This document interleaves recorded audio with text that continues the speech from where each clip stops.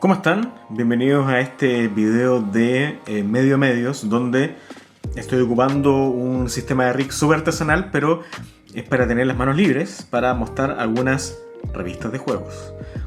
Tengo una colección bastante chica acá en Puerto Montt, tenía una mucho más grande cuando vivía en Coyhaique, y como pasa muchas veces con la familia, uno deja las cosas allá, los hijos se van a vivir su vida y todo se va a alguna bodega o algo, pero esto es lo que yo pude rescatar por lo menos de revistas.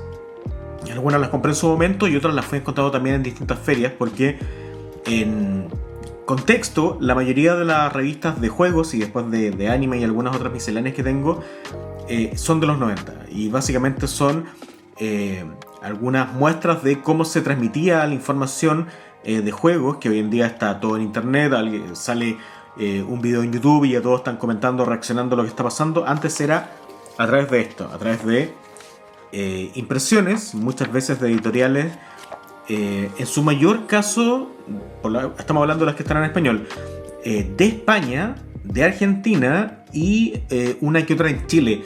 Quizás la más exitosa de Chile fue la Super Nintendo, pero era una versión de una subsección de la Super Nintendo mexicana, y que a la vez era una subsección de la Nintendo Power gringa. Pero España vivió una época muy potente. De hecho, estos superjuegos, por ejemplo, era bastante buena esta revista. De hecho, yo les voy a recomendar, lo voy a colocar después en la descripción.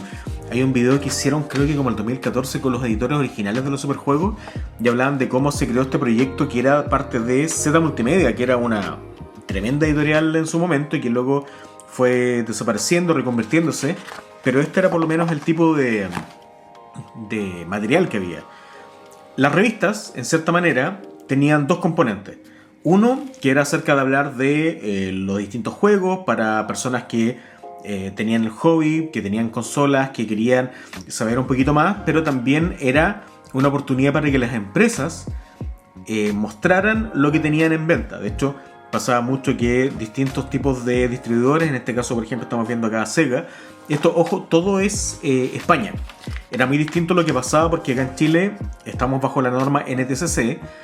Y acá en Chile yo diría que el gran porcentaje del mercado lo tomó Nintendo, muy poquito Sega. Y después cuando ya llegó PlayStation fue el boom. Y Sega nunca se metió, quizás un poquito la gente que tuvo Mega Drive, que pudo ver algunas cosas de Sega Acción, el canal de Sega que tuvo Metropolis Intercom. Y también en el caso de personas que vivían muy cerca de Argentina, yo me acuerdo por lo menos en Coyhaique que una que otra persona tenía Sega, pero eran así como uno que no conocían toda la ciudad. Pero no, la mayoría era de Nintendo, y acá era la oportunidad que tú, al ver las consolas europeas, Sega o NEC o Philips o distintas otras consolas de los 90, que hubo una revolución en los 16 y 32 bits y 64, que casi todas las empresas querían sacar algún tipo de material, y era la forma como tú te enterabas, por lo menos a través de estas revistas, que por un lado, como decía, eran noticias, reviews, distintos tipos de información acerca de los juegos, pero también grandes catálogos de compra. La idea es que tú dijeras, oye, qué bonito es lo que está pasando acá, comprémoslo.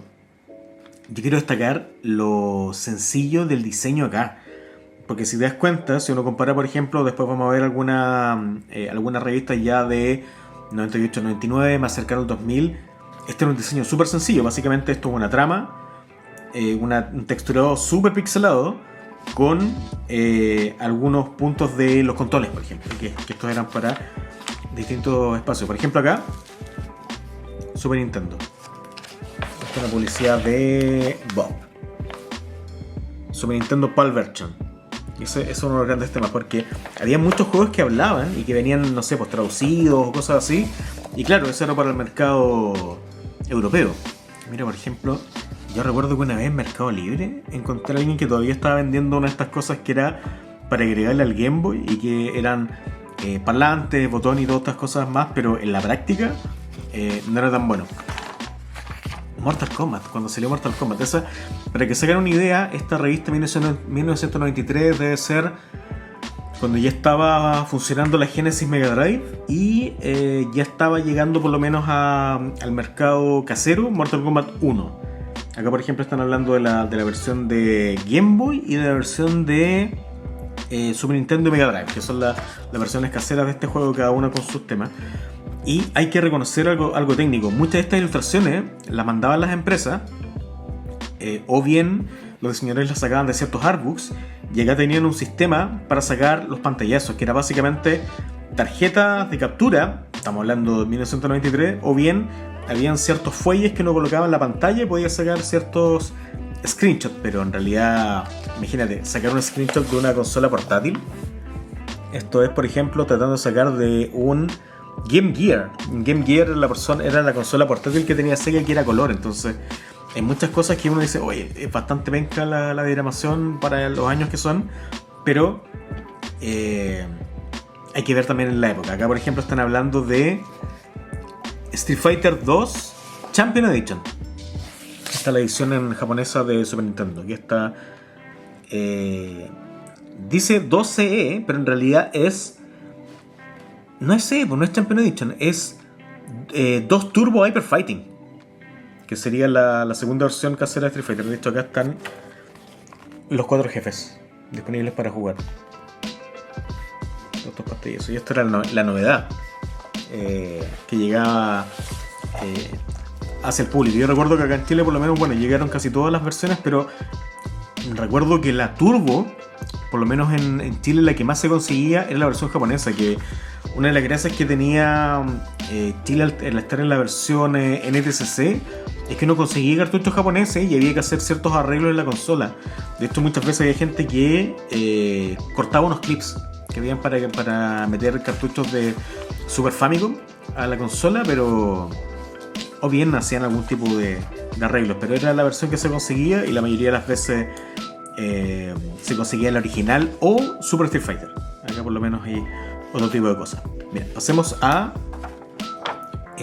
revistas por lo menos de un poquito más adelante. Vamos a hacer una revisión rápida por lo menos para que se encuentre el nivel de diagramado que había en estas revistas. Y bueno, acá están algo que hoy en día no existe, que son los trucos, porque hoy en día casi todas las consolas o la mayoría de los juegos vienen todos los extras o se cobran como DLC o la gracia es que la mayoría de las cosas sean con logros, sean con achievements o con trofeos o lo que sea. Antes había una sección que era exclusivamente de passwords, de distintas cosas para poder sacar. Acá, por ejemplo, la gente si se quería suscribir a Superjuego 1993 España. Acá, por ejemplo, esto está todo en peseta. No sé cuál será la conversión. Después la voy a colocar en postproducción. Por ejemplo, 19.900 pesetas salía una Mega Drive se llamaba ya, con 2 controles y un Sonic 1. Acá en Chile yo recuerdo que Sega intentó meterse, pero no le fue tan bien. De hecho yo recuerdo que con ITES ellos intentaron por lo menos traer es que igual trajeron la consola más penca también, pues trajeron la Master System, que era la versión de 8 bits, y eso era bastante cuestionable, por lo menos los juegos, como que ya para la época de la Genesis ya Nintendo tenía dominadísimo el mercado chileno. Vamos a ver qué es lo que pasa con otro tipo de revistas un poquito más adelantadas. Acá hay 2 revistas, una al lado de la otra. ¿Y por qué es importante eso? Porque estas eran las 2 revistas más importantes que había por lo menos en el mercado español, y eran las que llegaban acá a Chile, a la mayoría de los kioscos, porque hubo un momento que estas revistas llegaban súper atrasadas, 6, 7 meses, incluso hasta años, pero valía la pena porque eran revistas con mucho material y también porque venían a veces con póster, carpeta, cortores de CD, guías muy buenas. De hecho, creo que, no sé si desde este número en adelante, había unas guías, por ejemplo, del Castlevania Symphony of the Night, muy buenas. Salió una guía de Metal Gear Solid, salió una guía del Tekken, súper buenas por lo menos de tener. Y en los kioscos chilenos llegaron varios tipos de revistas. Estaba la GamePro, que creo que GamePro se editaba, por ejemplo, en Miami. Era una versión latina, que era la versión en español de la estadounidense, pero no llegaban muchas revistas de afuera. En Argentina se intentó traer algunas cosas, como por ejemplo la Top Kids, pero cuéntame gente que era otro lado de Chile. Yo puedo hablar de Coyhaique, que está al lado de Argentina, y llegaban muchas cosas, como este tipo de revistas también, de importadores, pero Acá en Chile la que más se movía era la Club Nintendo y otras más. Y en algún momento todos intentaron tener su revista. Por ahora veamos las más mainstream y después veamos algunas que eran un poco más independientes. Empezamos por ejemplo con, ya vimos los superjuegos, después vamos a volver a la moderna. Vemos por ejemplo las hobby consolas que, si no me equivoco, la hobby consola existe hasta el día de hoy. De hecho el otro día yo pasé por un kiosco acá en Puerto Montt y tenían versiones relativamente nuevas de la hobby consola. Quizás no tan grandes, pero sí existía como revista. O sea, todavía había gente que prefería informarse a través de revistas, lo que igual es bastante positivo porque en su momento esto es año 9, 1900, bueno, por los juegos esto debe ser como tipo 96, 97, por ahí, 98 en el peor de los casos. Y ya habían espacios de internet, ya estaba por ejemplo IGN funcionando, pero el internet era muy primigenio, o sea, habían unas que otras fotos, habían algún tipo de cosa, ni siquiera existían obviamente los reviews en video, se empezó recién como 2012, 2013, entonces todavía las revistas eran y estaban en un buen pie para mostrar ciertas cosas. Bueno, acá por ejemplo venía un sticker para colocar la PlayStation de bichos. Eso me acuerdo que lo tuvo en su momento. Era bastante bueno. Venían siempre stickers para decorar la consola. Y acá, por ejemplo, habían ciertas noticias y te hablaban de lo que venía. Yo sé que los Tomb Raider, por lo menos para la gente más joven, conocen la saga nueva, que es bastante buena. Pero en su momento, Tomb Raider era una moda absoluta. Por las razones más obvias, pues sí, en realidad hay que blanquear un tema. La mayoría de los juegos de video de los 90 eran juegos por hombres adolescentes, entonces cualquier tipo de personaje, por más de que el Tomb Raider fuera un juegazo, muy divertido, de aventura, también el hecho de tener el protagonista menos vestida lo hacía bastante apetecido, pero fue súper potente. Acá por ejemplo están hablando de las figuras de Metal Gear Solid, que también fue un boom. Yo recuerdo que siempre habían publicidades de los distintos juegos y la que siempre estaba bastante bien posicionado eran los juegos de Konami. Ahora Konami hace cualquier cosa, pero en su momento tenían mucha plata en publicidad para cuando salió Metal Gear Solid y cuando salió Silent Hill, que eran los dos juegos que eran bien potentes. Acá por ejemplo publicidades de Wild Arms, juegazo de RPG de PlayStation. De hecho, si no me equivoco, en la PlayStation Classic o Mini hay una versión de Wild Arms, pero también si la pillan, jueguenla. Puede que algunas personas los gráficos les toquen porque están más o menos viejitos comparativamente, pero es juegazo. Acá por ejemplo se hablaba de la Dreamcast. Siempre me acuerdo que cuando tenían noticias acerca de la Dreamcast decían que era como lo que venía, y no le fue tan bien por la Dreamcast. Creo que salió en 99 y ya para el 2001 se estaba despidiendo, pero es súper querida por lo menos por los fanáticos. Yo recuerdo cada tanto tiempo iba a arrendar por hora, media hora Dreamcast en un lugar en Valdivia, en la universidad, y juegazo. 500.000 unidades vendidas en Japón. No sé cuántas más habrá vendido, pero no le fue tan bien y terminó Sega dejando el mercado de consolas y se dedicó exclusivamente a hacer juegos, digamos. Acá por ejemplo tenemos Tomb Raider. Bueno, muchos juegos europeos, obviamente. Entonces había muchas compañías, por ejemplo, que no llegaban tanto a Occidente. Por ejemplo, creo que Infogrames, Codemasters, bueno, Ubisoft francesa en su momento era una compañía súper chiquitita. Hoy en día toda la gente los conoce por los Assassin's Creed y todo, pero en su momento era una compañía muy chiquitita. Esta sección era buena, que se llamaba Peak in Japan, porque era acerca de los juegos que estaban saliendo en el mercado japonés y que iban a llegar a un momento a Europa, porque estos juegos, me acuerdo que los mostraban, pero pasaba una cosa bien especial. Como eran NTSC, llegaban a los juegos antes a América, y bueno, si la Dreamcast venía full pirateado, yo no lo jugaba antes que Europa, que las versiones llegaban súper atrasadas. Me acuerdo que Metal Gear, como el juego era 100% doblado al español, efectivamente se tardaba un montón. Entonces de repente uno veía, a pesar de que la revista llegaba súper atrasada, uno igual veía algunos juegos más o menos pronto, en esa época donde se piratea absolutamente todo. Acá por ejemplo esta revista que había unas que eran igual de Hobby Press, que esta editorial, me parece que es la misma la que existe hoy en día, y que eran exclusivos de PlayStation, por ejemplo. De hecho, había una crítica en su momento a esta revista Hobby Consola, porque decían que era muy pro Sony. Porque no, por ejemplo, era muy rara vez que cubrían juegos de 64, muy poquito.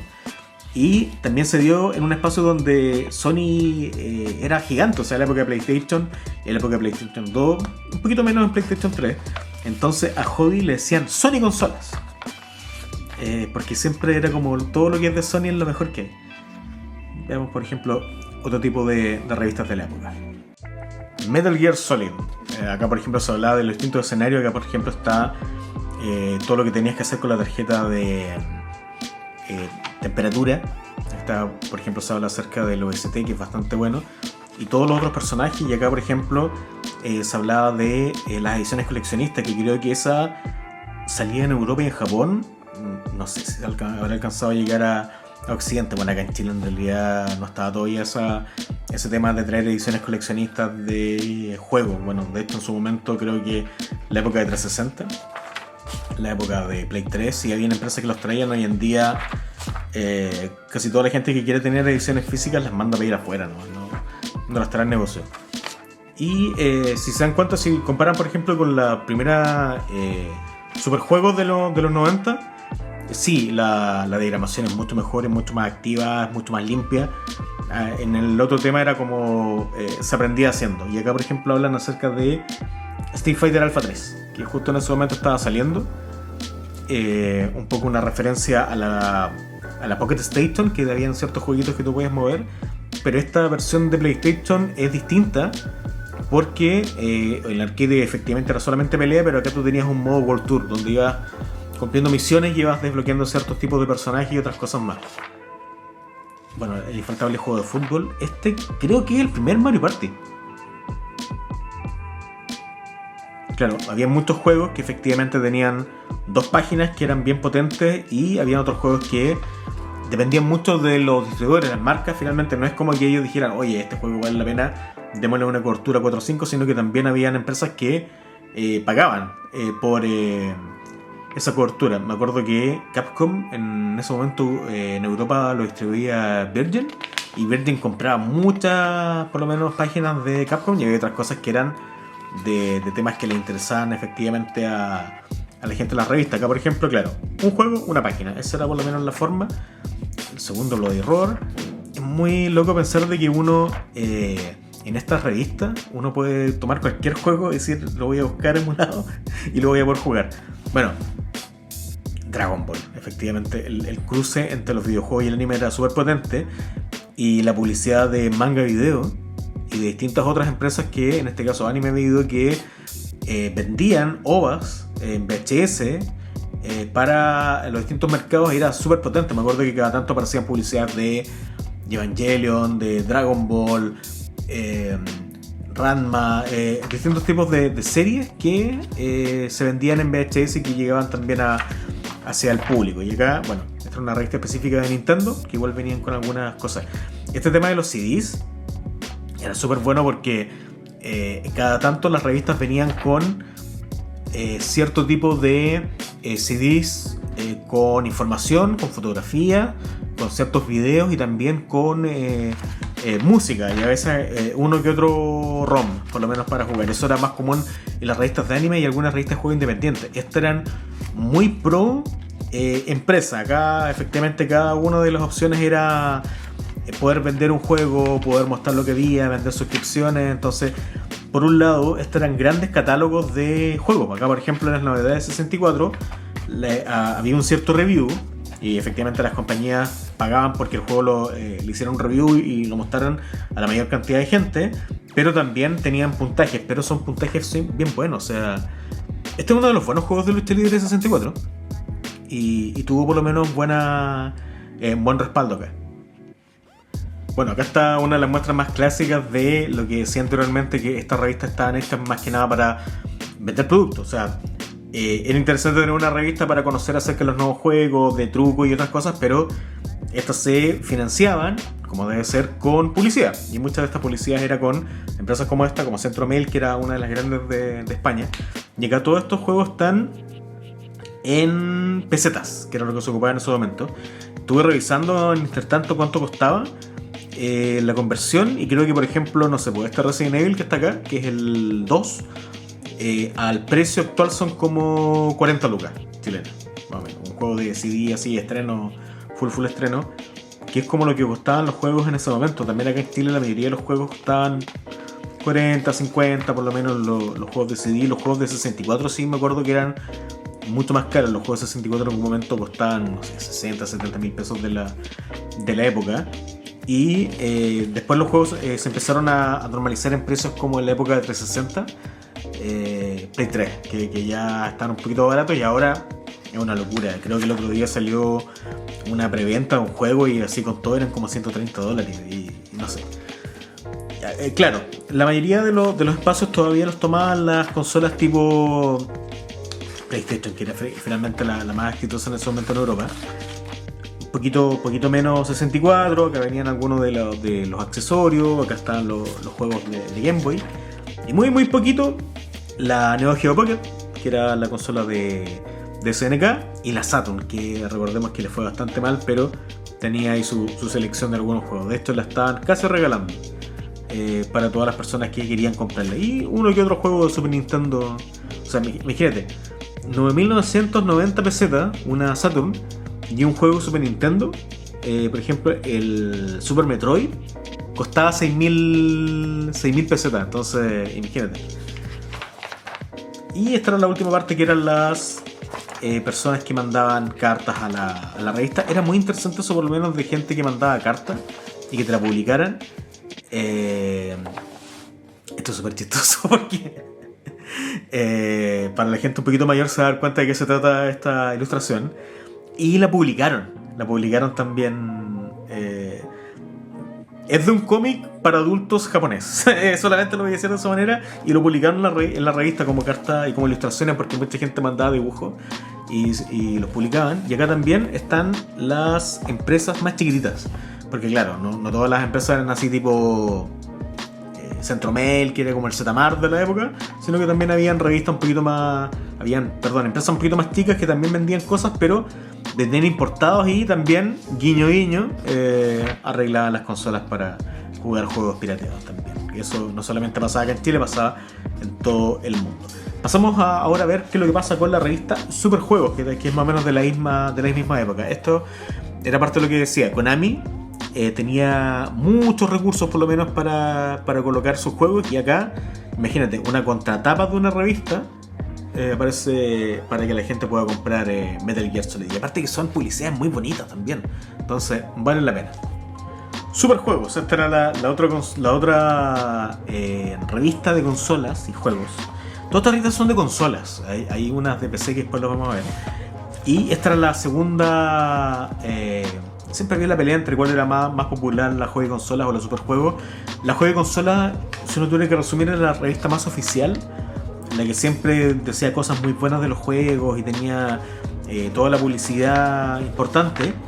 Y la hobby era un pelito más alternativa, por lo menos en cuanto a las críticas que podía hacer, a los comentarios, a decir, oye, directamente este juego es malo, ¿cachai? O directamente este juego no tiene algunas cosas bien interesantes.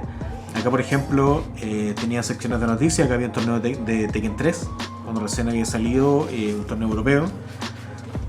Sí tenían efectivamente publicidad. Acá, por ejemplo, hablaban con los jefes de las distintas empresas, por ejemplo, ProAim, Infogrames, como decía, New Software, GT Interactive, Sega España, todas las empresas que eran europeas. Por ejemplo, Ubisoft era una empresa muy chiquitita en los 90, o sea, creo que lo más potente que tenía era el Rayman, y el resto eran puras conversiones.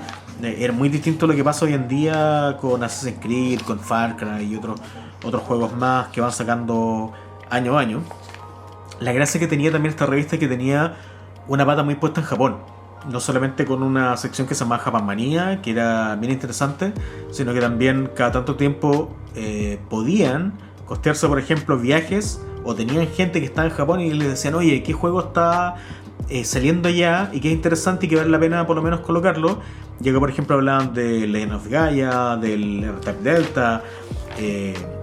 Esto era por ejemplo cuando estaba saliendo el Final Fantasy VIII, que yo sé que hay mucha gente que le tiene mal al juego porque el 7 fue muy popular y como que todos esperaban de que el 8 fuera como un 7-2, y en realidad el 8 es un juego muy distinto. Y acá por ejemplo muestran por ejemplo las filas que habían de la gente que estaba tratando de buscar el juego, y a mí el 8 me encanta, es uno de mis Final Fantasy favoritos, no solamente porque tiene una gráfica excelente, sino que también la historia es muy buena y el sistema de juego es bien intuitivo. Así que esas son por lo menos algunas de las cosas que se mostraban dentro de esta revista, que como decía tenía una sección súper potente acerca de Japón, y acá ya estaba directamente mostrando los juegos de Dreamcast, todo lo que estaba pasando. Tenían por ejemplo gente que te hablaba sobre Smash Brothers cuando recién estaba saliendo, con capturas, con una buena cobertura, muchos juegos que después no llegaron, ciertas versiones de el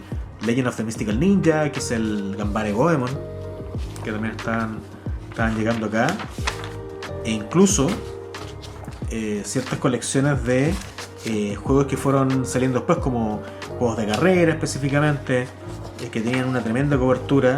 El Castlevania 64, que era también uno de los juegos importantes, que era juego de portada, a pesar de que hay algunos juegos que tuvieron muy buena cobertura, no eran tan buenos, pero esa era la gracia de las revistas. Hoy en día tú sacas un video en YouTube, tienes las visitas que tiene, hay muchas más reacciones, pero tenerlo en papel y hojearlo, muchas veces cuando uno no tenía acceso a esas consolas más potentes, yo en ese momento nunca tuve Dreamcast, tenía PlayStation, y tú podías en este caso decir, oye, qué bueno este juego, vamos a buscarlo, y te daba un poco la idea. Después de repente te pasaba que tú sacabas el juego, lo comprabas y después era una verdadera mierda, pero bueno, son cosas que ocurren. Esto era por lo menos lo que tenía para ofrecer la Hobby Consolas, que era como la revista más creativa que había. Acá por ejemplo Well Arms, ciertas cosas parecen juegos Super Nintendo, pero yo les recomiendo, si lo pillan, jueguenlo, muy muy bueno. Bueno, acá reviews de todo tipo,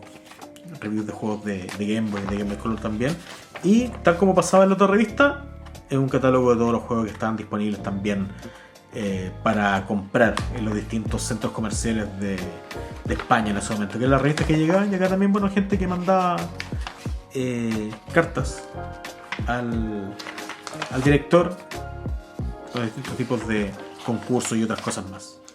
Las revistas independientes, por ejemplo, esta es la Screen Fun, y la gracia que tenía por lo menos esta revista, que duró muy poquito, era no solamente la cobertura, sino que todos los extras. Esta revista me acuerdo que la compré en Maldivia en un momento cuando fui de vacaciones, y era un cartón gigante lleno de stickers. O sea, como que tenían muchos gimmicks, muchas cositas para poder vender, al contrario de otras revistas que estaban mucho más establecidas. Así que o eran stickers, o eran CDs, o eran carpetas, o eran pósters, pero todo por lo menos para agarrar a la gente. Y esto es una revista que igual tenía buena publicidad. O sea, tenía por ejemplo publicidad de Philips, tenía publicidad también en este caso de Adidas. Sí que era una revista que había plata detrás, pero según lo que estuve investigando no les fue tan bien, por lo menos comparativamente con otro tipo de revistas. Y acá hacía más o menos lo mismo, coberturas de las distintas ferias, por ejemplo de la E3, hablaba acerca de los distintos juegos que venían. Lo que era interesante era que el diseño de las páginas era súper moderno y era muy cercano a lo que tú veías, por ejemplo, en la EGM, que es la Electronic Gaming Monthly en Estados Unidos, que era una verdadera guía telefónica de juegos, y todo era por lo menos con distintos tipos de gráficas, o cómo tú ordenabas la pantalla, o cómo tú ordenabas, por ejemplo, los distintos puntos. Acá, por ejemplo, si se dan cuenta, meten un comercial de Tomb Raider, más noticias de distintos tipos de productos, más todo lo que significa el juego hacia adelante. Entonces, era una revista que era súper colorida, pero no les fue tan bien como uno podría pensar. De hecho, incluso ellos mismos vendían algunos tipos de productos. Nunca tengan sobrinos, porque mira lo que le pasó a esta revista en su momento, pero en fin. Bueno, la gracia también de esta Screen Fan es que venía también con recortables, que supuestamente tú lo que hacías era, creo que la juego de consola igual lo hizo, que habían ciertas empastados donde tú comprabas obviamente ese autor nunca llegó a Chile, era como un gran archivador y tú ibas cortando la revista y la archivabas, cosa que en realidad no hay que hacerla. Acá por ejemplo venía con todos los recortables, por lo menos de las guías de Metal Gear Solid. Acá están todo lo que uno tiene que hacer en el juego. Esto es una guía completa, de hecho, donde están las armas. Yo de hecho con uno libro de guía que era de la Superjuego del Castlevania Symphony of the Night, yo hasta el día de hoy me sé dónde están todos los ítems. Bueno, y acá venían distintos tipos de póster también. Y también la gracia que tenían muchas de estas revistas es que aparte de juegos, tenían también secciones de tecnología. Acá por ejemplo, mira la novedad, te hablaban cómo funcionaba un DVD. Una unidad de DVD para el computador. Que en su momento no era como las que llegaron acá a Chile cuando ya venían esos combos, que era lector de DVD, grabador de CD, sino que esto era una tarjeta completa para decriptar el DVD y poder verlo en tu computador, el futuro. Y acá te dan algunas cosas de cómo funcionaba el DVD, cómo eran los códecs. Entonces no era solamente mostrar una tecnología y decir cómprala, sino que venía toda una explicación acerca de los estándares. O sea, acá se ponen por ejemplo a hablar de cuáles son los estándares de video. O sea, el nivel de virginidad que tiene esta revista, y que es súper bueno porque hoy en día los análisis, si tú quieres ver algo más profundo, lo pillas en YouTube, digamos, como que los medios tradicionales no te van a hablar de si algo es MPG o cuál es el layer de compresión de algo. Acá por ejemplo te explicaban cuáles eran las mejores unidades de DVD si tú querías colocarlo en tu PC, con la novedad, con todo, cuáles eran los cables, cómo se llaman los cables, cosas bien útiles. Por lo menos que me acuerdo que hubo un tiempo que había una revista que te enseñaba a programar en HTML y venía con todas las cosas, e incluso había una que venía con un curso para ocupar la NetJaros, que era como una PlayStation 1 que tú podías hacer como tu pequeño juego. Acá por ejemplo te habla acerca de cómo armar tu computador, las mejores tarjetas gráficas, los mejores procesadores, placas base. Por ejemplo acá, clase alta, un Pentium 3. Reproductor CD portátil, para PC, impresora, ordenadores, joystick, cámaras digitales, una Olympus, cámaras digitales. ¿Cómo conectar a internet? Esto está bueno, cómo configurar una conexión por modem. Acá te explican, bueno, hoy en día tú por wifi metes una clave y ya estás, pero acá te hablaba de cómo hacer una conexión por TCP/IP, cómo se configuran los DNS, cosas que uno va aprendiendo también en la vida y que siempre es útil tenerla. Y esto es una revista de juegos, no era como que era específicamente para personas que ocupaban PC. Acá estaba toda la duda de quién iba a ser la Lara Croft en las películas. Y acá habían muchas opciones. Y creo que no sale ninguna de la que fue en realidad, que fue la Angelina Jolie. De hecho, acá sale... Ahí me enfoco un poquito más. Elizabeth Hurley, Nell McAndrew, que era la versión real de Lara Croft para todos los comerciales, pero nunca apareció Angelina Jolie, que finalmente terminó siendo Lara Croft. La película de Asterix y Obelix, una revista muy entretenida, con muchas cosas bien útiles, pero que no le fue tan bien. Otra de las independientes que yo sé que mucha gente de mi generación que le tiene bastante cariño son las Loading. La Loading era un proyecto que tenía una editorial muy chiquitita, comparativamente a las otras españolas que había en su momento, que se llama Ares Informática, y que tenía esta revista Loading, tenía una revista también de anime, tenía también algunas revistas de contenido para adultos también, en hentai y cosas así. Y era una revista hecha literalmente con el vuelto al pan. O sea, una revista que la gracia que tenía era que se podían dar el lujo de hacer especiales de distintas cosas. Por ejemplo, creo que las más buscadas son unas de Street Fighter y una de The King of Fighters, porque ellos también, como era una revista muy hecha casi en la casa, tenían, por ejemplo, la oportunidad de alguien se conseguía un libro de arte y impunemente lo escaneaban y hacían un trabajo de diagramación con material que era completamente protegido, ¿no? O sea, acá ni Sony ni Capcom les mandaban cosas, sino que ellos buscaban material. O sea, por ejemplo, acá, en este reporte que hicieron del E3, donde aparece el primer Capcom vs SNK, o sea, esta es una calidad súper pixelada, o sea, básicamente esto es casi sacarle fotos a la pantalla, pero aún así les fue bastante bien en esa editorial que tenían, donde cada uno de los números de la loading era un especial. O sea, el primero recuerdo que era de Final Fantasy VII, después fueron agregando juegos de pelea, mucho foco en juegos, en este caso japoneses de todo corte. Acá, por ejemplo, se hablaba de los juegos que venían para Dreamcast y PlayStation 2, que en ese momento, justo en la época de PlayStation 2, muchas de estas revistas, como también empezó a crecer el internet y empezaron a aparecer los sitios especializados, empezaron o a morir o a cambiar. De hecho, hay alguna...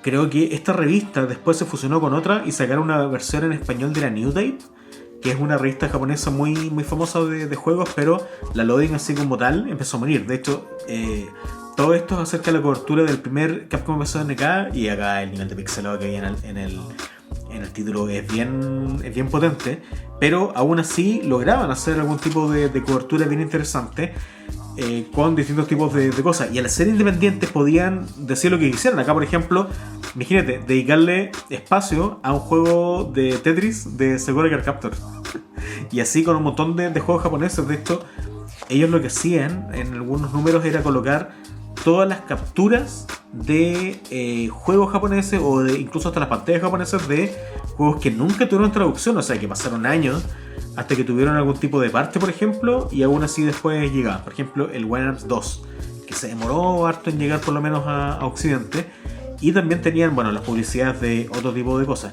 Esta era otra de las revistas que tenían, Top Comics, esa era una que me faltaba igual, que eso estaba 100% dedicado a el cómic europeo y estadounidense, y los CDs eran muy buenos porque imagínate que cada revista venía con un CD, y ese CD traía imágenes, arte, traía de todo, todo lo que tú necesitaras. Por ejemplo, yo recuerdo que los primeros videos de torneos de juegos de pelea que vi venían en unos CDs de loading. Bueno, por ejemplo, este es el especial de...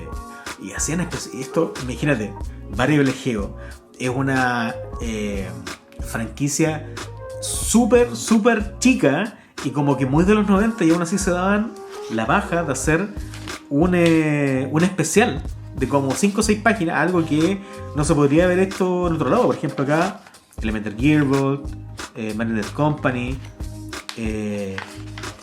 distintos tipos de juegos. Bueno, su página web, que también era bastante buena. Yo recuerdo que en la página no solamente tenían lo que venía de los distintos tipos de juegos, este especial del Garou, de Sensu, que es del Fatal Fury, y justo cuando apareció el Garou, ellos lo tenían. De esto, y me acuerdo que no sé qué tan legal era eso, pero en su momento hacían una cuestión donde colocaban webs offline. O sea, básicamente te decían, mira, esta es una página que habla acerca de juegos japoneses, y dejaban medio escondidos en la raíz del CD ROMs. Y me acuerdo que una de las formas como mucha gente obtuvo el ROM del Garou era a través de la revista. Que si tú empezabas a buscar, encontrabas algunas cosas que te tenías escondidas. La película de Cowboy Vivo, por ejemplo, y otros tipos de series, y había mucho foco en juegos japoneses también. Acá, por ejemplo, imagínate, darle espacio a juegos de ritmo, que hoy en día, claro, hay gente que le encantan los Rayman y todo, pero en ese momento eran muy poco cubiertos en medios de juegos tradicionales. Bueno, de hecho acá, como lo decía, todo este tipo de carátulas de juegos de Japón, sin ningún tipo de explicación, era como, qué bonito que esto está, para que tú también supieras. Y muchos de esos juegos, algunos tuvieron parte. Mira, por ejemplo, hablar de emuladores, hablar del Blem. El Blem quizás fueron los primeros emuladores de PlayStation para PC, y corrían bastante bien. De hecho, incluso hay uno hasta para Dreamcast, y el otro era el Video Game Station, me acuerdo que era un emulador que era tan sencillo que tú lo instalabas y colocabas el disco en el computador y podías jugar PlayStation. Bueno, hoy en día existe todo un sistema de emuladores. Acá, bueno, los típicos personas que mandaban dibujos hacia las cartas del mes con distintos tipos de cosas. Pero era una revista muy muy querida por la gente. De hecho, creo que alcanzó a durar una cantidad de números muy pequeña. De hecho, si ustedes buscan en el Internet Archive, están casi todas las loading. No sé si están también guardados los CDs, me parece que no. Pero por ejemplo, yo el otro día encontré una del especial de Street Fighter antiguo, y bueno, el CD está súper degradado a esta altura, pero venía con, por ejemplo, bandas sonoras de juegos, que eso también está bastante bueno. Y acá podías, en este caso, hacerte socio de la loading y te llegaba a la casa, no la mandaban a Chile, sí. Bueno, vimos varias revistas de consolas, y esto es una revista de PC, que era un mercado que también estaba bien interesante, porque habían muchas editoriales donde estaban solamente centrados en consolas, en PlayStation, Nintendo, lo que sea. Y para hablar de PC tenías que tener gente que fuera muy específica, porque no solamente se trataba de juegos, sino que también de muchos de los componentes de los PC. Y era una industria donde hoy en día, bueno, todo está en Steam o en Epic Game Store o lo que sea, pero antes cada una de las empresas vendía sus juegos en cajas o en shareware o lo que fuera, y tenían un espacio bien específico. Todavía la distribución digital no estaba tan grande, y las personas podían en este caso comprar algunos de los juegos de PC a través de o cajitas de CD, o también estaban las cajas grandes de cartón, las Big Box PC, bien buenas. Bueno, acá hay varios clásicos, Black and White. Creo que por acá hablan también de juegos como el Messiah. Es impresionante cómo estas revistas con el tiempo, bueno, hay gente que es mucho más proba y las guarda en bolsitas de vacío. Yo las tengo como en una caja hueca, ¿no? El papel se va degradando también. Acá, por ejemplo, hablan de un simulador. Bueno, el Need for Speed, que también después llegó a consola. En este momento, los juegos de PC siempre eran de mejor calidad y con gráficos más potentes, pero requerían más máquina, y los juegos de consola eran más básicos, pero eran mucho más populares en este sentido. O sea, como que hoy en día, claro, la gente tiene PC y la PC para jugar y todo, pero antes como que el subset de gente que jugaba en PC era poquita. Como que la gente ocupaba el PC para trabajar, y como que la gente que todavía ocupaba el computador para hacer tipo de juego era muy chica. No es como ahora, donde hasta el hijo vecino más sencillo está jugando Fortnite o Marvel Rivals o Valorant o League of Legends o lo que sea, sino que antes era como un grupo muy muy chiquitito, por lo menos, de gente que estaba jugando en PC, y que después obviamente fue creciendo. Hay algunas cosas que se pueden mostrar, hay otras que no. No, la gente está vestida. Lo que pasa es, como decía, muchas de estas revistas estaban pensadas para un público de hombres entre 14 y 18 años, era otro mundo en los 90, y había muchas publicidades de CDs con materiales para adultos también, que tú podías comprar a través de editoriales que trabajan con la revista. Acá, por ejemplo, se hablaba de StarCraft. El lanzamiento de StarCraft, o sea, un juego que hoy en día es sinónimo por lo menos de los juegos competitivos, se está mostrando como novedad. Y PC Gamer también tenía mucho que decir en cuanto a juegos que no eran tan famosos, por lo menos en consola, como eran los RTS. Bueno, acá está el primer Fallout, por ejemplo. O sea, el segundo Fallout 2 de Interplay. Siempre lo que tenía por ofrecer PC en este caso eran shooter en primera persona, que empezaron a llegar un poquito más a Nintendo 64, después a Play con versiones más sencillas. Mucho acerca de RTS, y mucho también de juegos de simulación. Por ejemplo, este Alpha Centauri es un juego de RTS 100%. Y esto por lo menos lo que tenía por ofrecer el PC. Y era efectivamente te hablaban de los juegos, y también acerca de cuáles eran algunas de lo que necesitabas, por lo menos, para hacerlo correr también. Acá, bueno, distintas entrevistas a personas del mundo del PC, gente de LucasArts.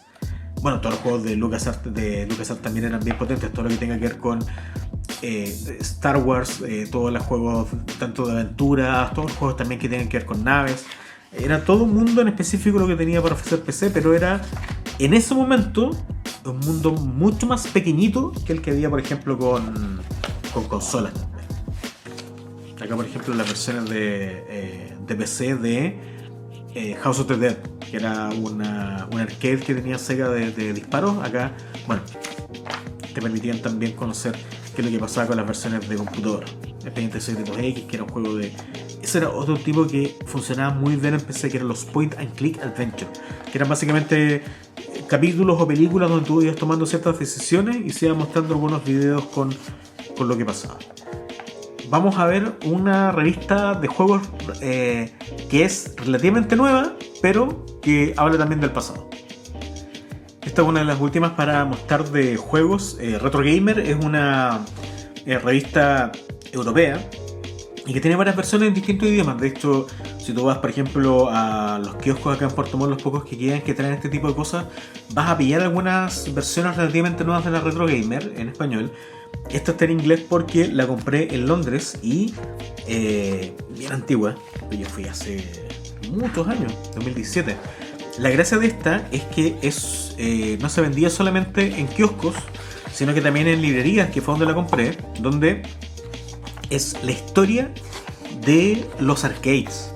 Entonces, esto es una revista que tiene una diagramación súper moderna y habla acerca desde los inicios de los arcades, desde el Space Invaders hasta distintos tipos de máquinas de Atari, de Counter, Pac-Man, hasta el avance de distintas compañías.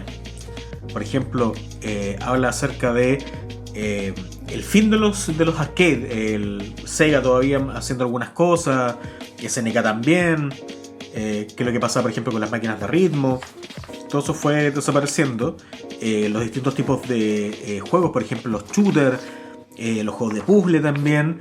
Y empieza con una revisión, como decía, de forma cronológica, súper bien diagramada, con las primeras máquinas de arcade hasta las más avanzadas. De hecho, si nosotros vamos saltando, acá vemos los primeros juegos de Star Wars con gráficos vectorizados, cada uno con la gráfica que tenía, por ejemplo, en las máquinas de arcade. Acá ya están algunos shooters, juegos, por ejemplo, de Nintendo, como la máquina de Donkey Kong, que es bien interesante. Hay un documental muy bueno también acerca de la competencia con esa máquina, todo lo que significó el trabajo de Atari con los distintos tipos de personas que programaron. Ghostland Ghosts, este juego de Capcom, todo lo que significó la placa CPS-1, la estética que podían hacer, con toda la estética de la época. La evolución de Street Fighter, gráficamente desde Street Fighter 1 hasta ya Street Fighter 4, que fue, porque están hablando específicamente de arcade. Creo que Street Fighter 5 o 6 no se le van en arcade, puede que esté equivocado. Creo que hubieron versiones, pero eran todas basadas en consolas, no eran como su momento. Te habla del impacto de Street Fighter 2, todo lo que pasa con las versiones caseras también. Street Fighter 3 como uno de los más grandes que habían del arcade, y también el último que hubo en versión arcade, creo que en los Diana del centro hay una máquina de Street Fighter 4 vainilla, parece.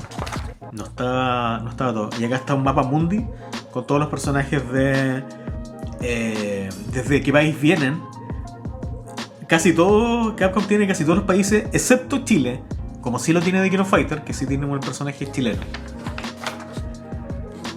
Missile Command, esos por lo menos distintos tipos de juegos tipo de FMV, como creo que esto era Space Slayer, no, Dragon Slayer, Space Ace se llama. Juegos que eran básicamente películas donde tú tomabas ciertas decisiones.